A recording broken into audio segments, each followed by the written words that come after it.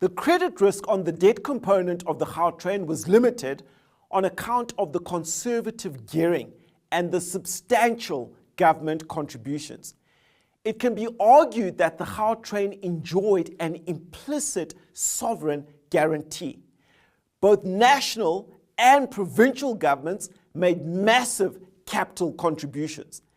It is unlikely the national government would not have supported the completion of the project after the commencement of construction if it had run into unexpected and very, very difficult financial difficulties.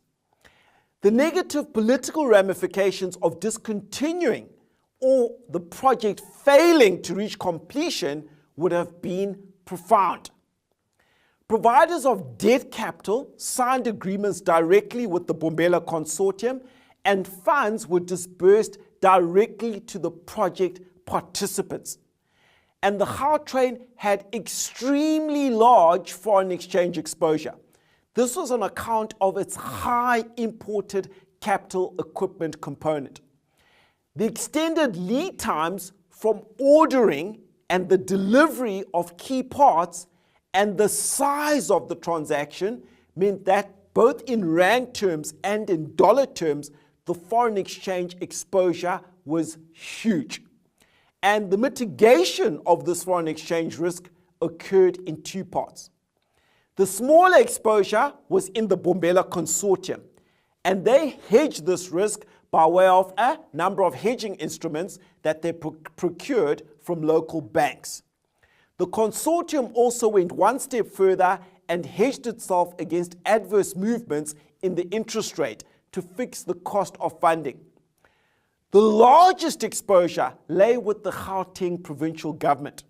The Gauteng provincial government had the foreign exchange exposure on all the imported capital equipment and related payments. And the pricing for foreign exchange hedging instruments over a 5-year profile from the commercial banks was extremely expensive. The cost of it was simply prohibitive. In part, this was because the rand-dollar exchange rate is very, very volatile. Buying foreign exchange hedging would have rendered the entire project financially unviable. So what the authorities did is they resolved this issue by prescribing that National Treasury would effectively take on the foreign exchange risk by hedging Gauteng government's provincial exposure through the South African Reserve Bank. They effectively took a naked position on the foreign exchange risk. Now, this courageous decision actually exposed the national government to potentially very, very large foreign exchange losses. But it ultimately culminated in savings of approximately 425 million rand on the overall project cost.